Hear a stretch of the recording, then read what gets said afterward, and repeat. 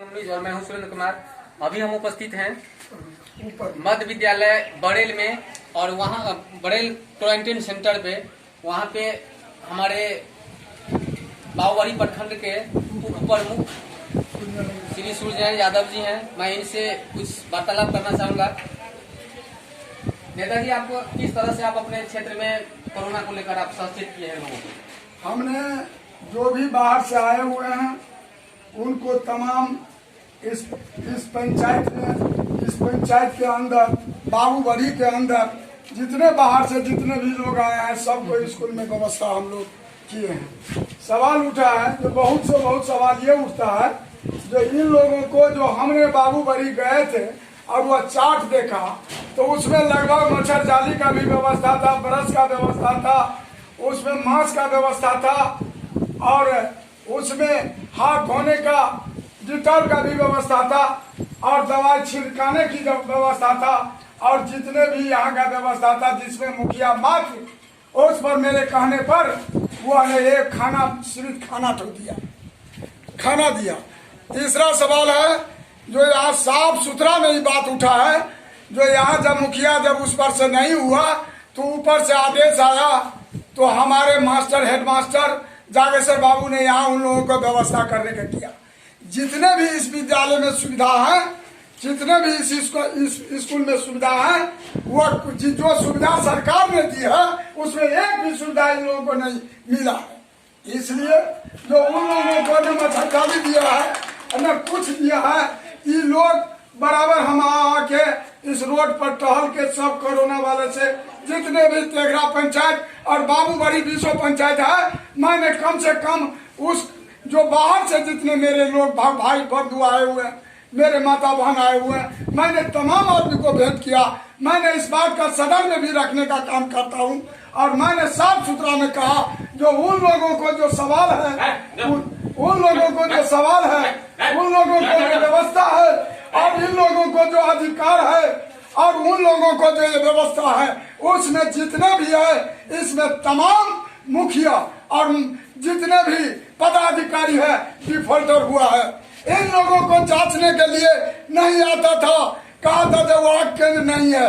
मैं कहना चाहता हूँ यदि केंद्र नहीं है तो फिर भी मुखिया या पदाधिकारी इस विद्यालय में रखने का क्यों ऐसा काम किया?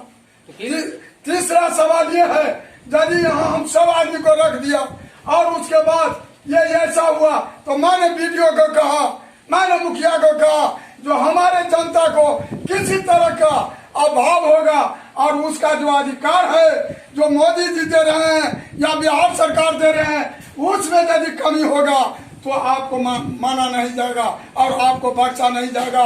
चूंकि मैं बाबूबड़ी के सदन में जब बैठूंगा तो उसके बाद मैं खोचा छोड़ा दूंगा चूंकि ये जनता मेरा है। और ऐसे प्रमुख साहब आप जो बोल रहे हैं तो आप भी प्रखंड का मालिक हैं, प्रमुख हैं, तो आपने क्या किए हैं इस क्षेत्र में? हमने इतना किए हैं, वहाँ जो योजना होता है प्रखंड में ये पंचायत का मालिक होता है मुखिया, पंचायत का पंचायती करने के लिए होता है सरपंच, यहाँ योजना वाला बात होता है। हम वह मालिक हैं जो बाबूबड़ी में विश्व पंचायत का जो योजना होगा वो हम उसको मंजूर करेंगे, सदन में हम बोलेंगे ये काम ये वीडियो का था। सुनिए ना, कोरोना खत्म हो जाएगा तब आप बोलिएगा। जी नहीं, मैंने बोल के आया हूँ और उसके बाद मैं स्पष्ट किया हूँ। नहीं तो सब आदमी को पूछा जाए जो जब कोरोना वाला सब जितना है क्या थी आप लोगों को सामने में हम आते थे कि नहीं आते थे, पूछने के लिए आते थे कि नहीं, और मैंने सब बात का व्यवस्था किया था और कह रहा था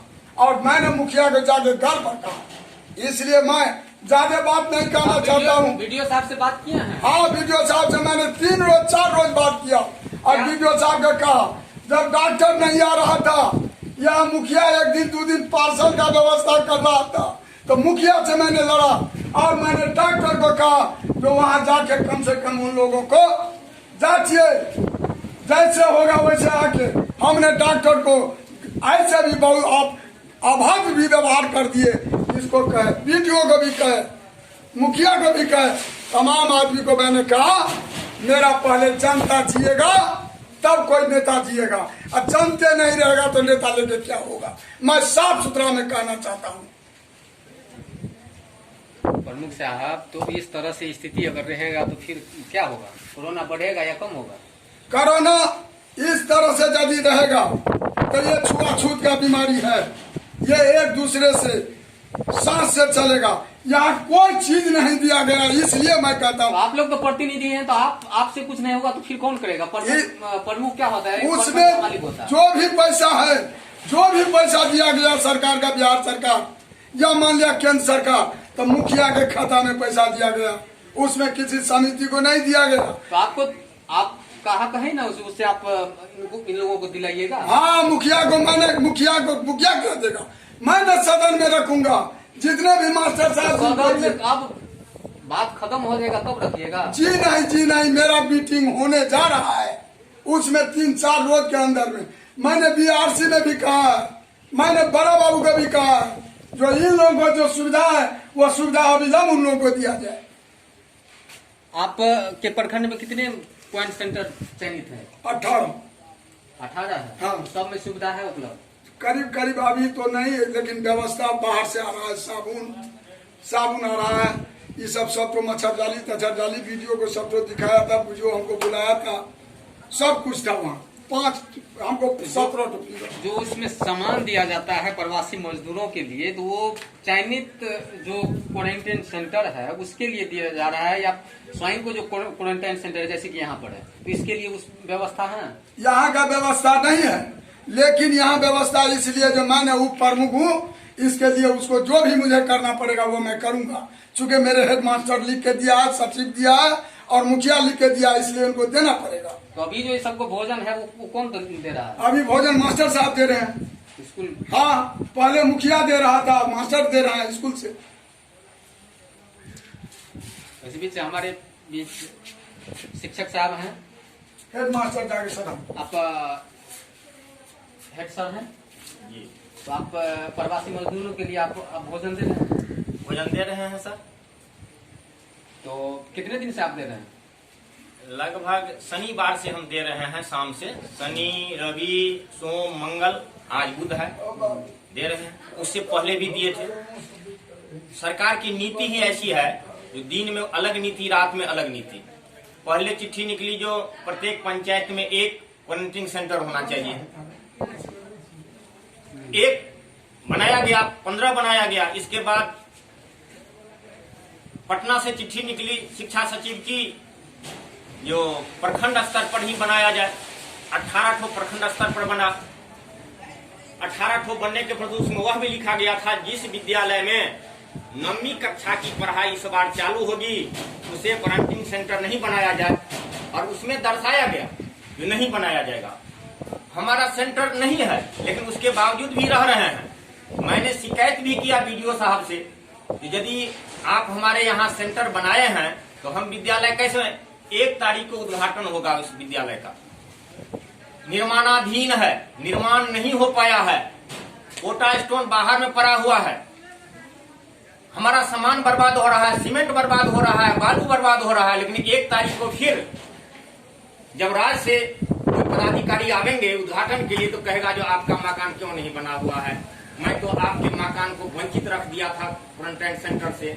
लेकिन मैंने आर्ग्यू भी किया वीडियो साहब से, जो हमारे यहाँ खाली करवा करके काम करने का मौका दिया जाए, लेकिन फोन भी नहीं उठाया और कहने के बावजूद उस पर अमल नहीं किया। अभी जो आप भोजन दे रहे हैं ये आप ऊपर के पदाधिकारी के कहने पे दे रहे हैं कि आप अपना स्तर से दे रहे हैं? पदाधिकारी के कथनानुसार दे रहे हैं। पैसा हमको दिया है वीडियो साहब, यानी हमारे बीआरसी के माध्यम से पैसा दिया है, जो पैसा कल ही समाप्त हो गया। आज जो हम खाना बना रहे हैं एक मानवता के नाते बना रहे हैं। यदि पैसा नहीं देंगे तो कल से फिर खाना बनाना। इसके अलावा और भी इन सबों को कुछ सुविधा मिलेगा? मुझे तो यानी वह सेंटर ही नहीं बनाया गया, हम लोग पहले से थे ही नहीं, तो हम अनभिज्ञ हैं। एक मानव धर्म के नाते वहां पर आकर के हम लोग सब काम कर रहे हैं, क्योंकि ये लोग नियम के विरुद्ध आकर के वहां पर रह रहे हैं। हम सोचे ये लोग रह रहे हैं तो हम भी वहां पर प्रत्येक रोज आते थे। आने के फलस्वरूप जब चिट्ठी निकली जो हेडमास्टर भोजन देंगे तो हम देने के लिए तैयार हुए। उससे पहले कौन आया, क्या हुआ, उसका रिकॉर्ड भी नहीं।